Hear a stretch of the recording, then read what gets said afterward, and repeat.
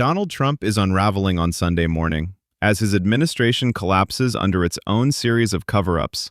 Their attempt to defame Alex Prey following his brutal murder by Border Patrol agents has spectacularly backfired, leaving the regime exposed. On social media, Trump has been ranting and venting aggressively, mostly focusing on his lavish ballroom, while sending members of his administration to appear on morning shows to defend his actions. Rarely has a politician displayed such open contempt for the First, Second, and Fourth Amendments. And in this chapter, we will focus specifically on their disregard for the Second Amendment and the hypocrisy that emerges as the regime faces collapse. The story begins with Alex Prey and Renee Nicole Good, whose deaths demand acknowledgement. Our heartfelt sympathies go to their families, to the people of Minnesota, and to all those affected by the actions of this administration. At the Midas Touch Network, every morning we strive to provide a voice for the truth, exposing the misconduct of those in power. Today, Donald Trump's behavior epitomizes the detachment from reality, as his social media post on Sunday reflects more concern for personal luxury than the pressing issues facing Americans: housing insecurity, unaffordable health care, and widespread financial distress. Trump's post, chaotic and visually overwhelming, emphasizes his golden ballroom, claiming it is a gift paid for entirely by wealthy friends and not taxpayers. He insists the ballroom is essential for state events, conferences, and future inaugurations, asking rhetorically whether he receives praise for such work. Instead, he claims, the National Trust for Historic Preservation, labeled by him as the No Trust for Historic Preservation, has filed a lawsuit to halt construction. Trump dismisses the legal challenge, blaming obstructionist parties for failing to act sooner, and criticizing Congress for not intervening, despite their legal role in overseeing such projects. He downplays potential health hazards from asbestos exposure during construction and hints at negligence affecting workers, while asserting the military and Secret Service have approved the design and execution at the highest levels of secrecy. Central to the narrative is the focus on the bunker beneath the East Wing. Trump's obsession with security and the preservation of his regime mirrors tactics seen in authoritarian contexts. This obsession coincides with a blatant assault on Second Amendment rights, evident in the administration's response to the murder of Alex Prey, a legally permitted concealed carrier. Despite following the law, Prey's death highlights the hypocrisy and authoritarian tendencies of Trump's cabinet, House, and Senate allies. Scott Bessent, Trump's Treasury Secretary, publicly distorts the facts, framing Prey as a threat despite evidence to the contrary. Eyewitness accounts confirm Prey did not brandish his weapon and was acting within legal boundaries. Meanwhile, media appearances by Trump allies attempt to shift blame onto protesters and law enforcement, emphasizing the supposed illegality of carrying firearms at protests while ignoring the lawful exercise of Second Amendment rights. Statements from Christine Noem further clarify that Prey's concealed carry permit was legitimate and that legal violations occur only when laws are knowingly broken or law enforcement obstructed.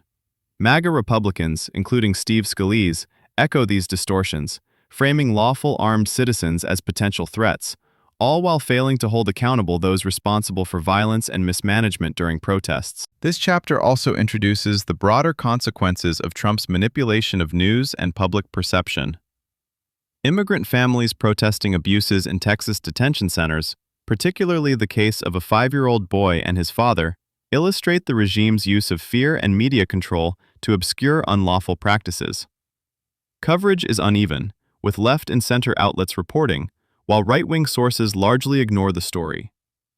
The Midas Touch Network's commitment to factual reporting and transparency becomes critical here, using tools like ground news to evaluate bias, reliability, and the factuality of media narratives. Leadership failures are pervasive. Border Patrol leader Greg Bavino defends claims of Prey's supposed intent to harm law enforcement, yet video evidence contradicts these assertions, showing Prey attempting to help others rather than commit violence. Similarly, Todd Blanche highlights the disconnect between administration statements and observable events, emphasizing the manipulation required to mislead the public. The narrative culminates with Eric Lee's account of the Texas detention centers, where protests reveal appalling conditions and a history of preventable deaths.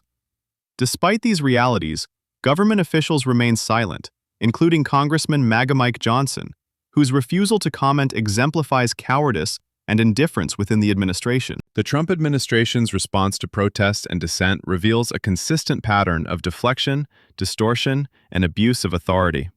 Officials repeatedly misrepresent peaceful demonstrations, conflating lawful concealed carry activities with threats to law enforcement. Public statements emphasize the need to obey laws, yet selectively enforce them, allowing systemic failures to persist while scapegoating citizens exercising constitutionally protected rights. The inconsistencies in messaging highlight a deliberate effort to control public perception, framing lawful actors as dangerous to justify authoritarian measures. Scott Besson's interviews further illustrate this duplicity.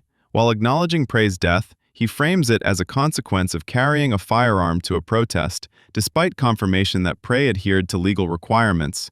His rhetoric conflates peaceful protest with illegal conduct, undermining the legal protections guaranteed by the Second Amendment. Besson's statements exemplify the administration's broader strategy: distort facts, intimidate citizens, and shift responsibility away from law enforcement failures.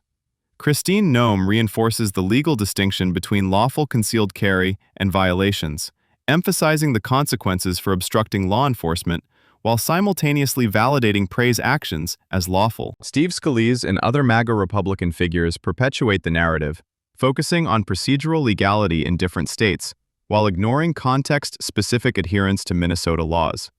They defend Trump's allies and frame citizens as threats if they exercise constitutional rights outside the administration's narrow interpretation. Video evidence and eyewitness accounts consistently contradict these claims, demonstrating Prey's peaceful intent and adherence to the law. This dissonance between fact and official narrative underscores the administration's broader attempt to control the national discourse through selective messaging and media manipulation. The chapter further examines the exploitation of media coverage to obscure systemic abuses. Immigrant families in Texas detention centers become focal points for understanding the administration's disregard for human rights. Cases like the 5-year-old boy and his father highlight the use of children as leverage to enforce compliance and suppress dissent. The regime's actions violate legal protections and ethical norms, yet media coverage is uneven, demonstrating the power of narrative control. By relying on tools such as ground news, observers can identify bias, verify facts, and understand discrepancies in reporting between independent, conglomerate, and partisan sources. Eric Lee's firsthand reporting from detention facilities exposes severe neglect and abuse, including multiple deaths within the centers. Protesters' chants of "Let us out" reflect systemic oppression and the desperation of those trapped under Trump's policies. The administration's consistent failure to address these crises, coupled with deliberate media suppression, reflects a pattern of authoritarian governance, manipulation, and cruelty. Officials like Magamike Johnson remain silent, highlighting the absence of accountability and the prioritization of political self-interest over justice and transparency. Border Patrol leadership amplifies this narrative, framing lawful protesters as violent actors. Greg Bovino asserts Prey intended to harm officers, yet video analysis and eyewitness testimony directly contradict these claims. Todd Blanche reinforces the discrepancy between observed events and administration statements, highlighting the deliberate misrepresentation of facts to influence public perception. Collectively, these accounts underscore the systematic effort to rewrite events, discredit victims, and shield officials from accountability while advancing a politically motivated agenda. This chapter also examines the broader implications for constitutional rights, particularly the Second Amendment. Trump's cabinet and political allies openly disregard the legal and ethical principles underpinning citizens' right to bear arms. The selective enforcement of laws, combined with public misrepresentation, demonstrates a clear hypocrisy. Lawful behavior is criminalized when politically inconvenient, while abuses by state actors go unchallenged.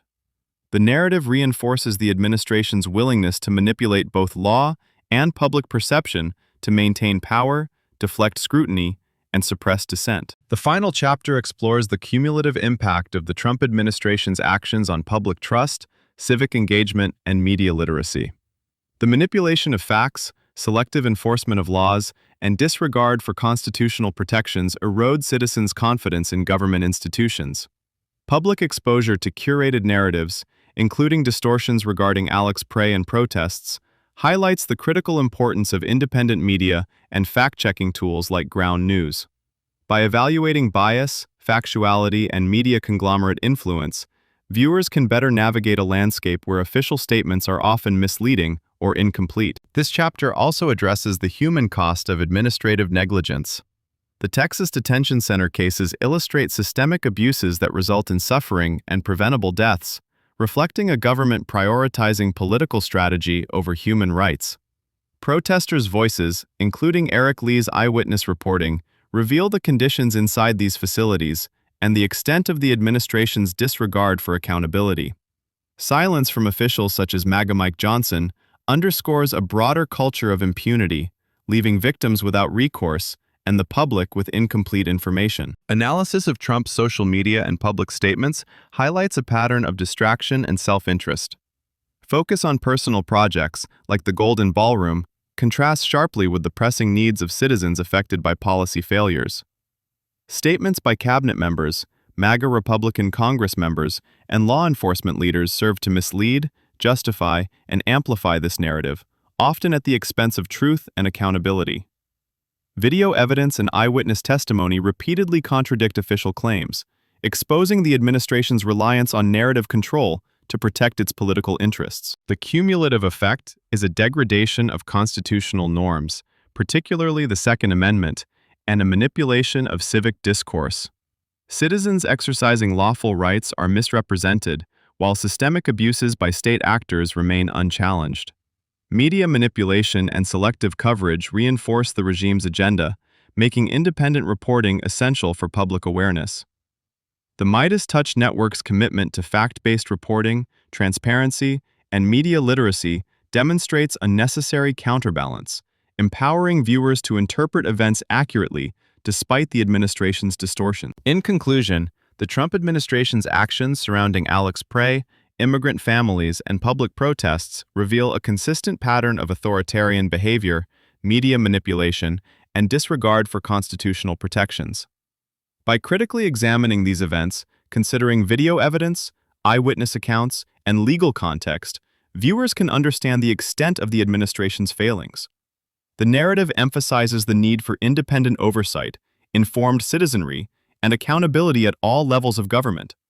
Silence from political leaders, misrepresentation of facts, and selective enforcement of laws collectively underscore the urgency of vigilance, transparency, and adherence to democratic principles. The consequences of ignoring these realities extend far beyond individual incidents, affecting the broader fabric of American democracy and civic trust.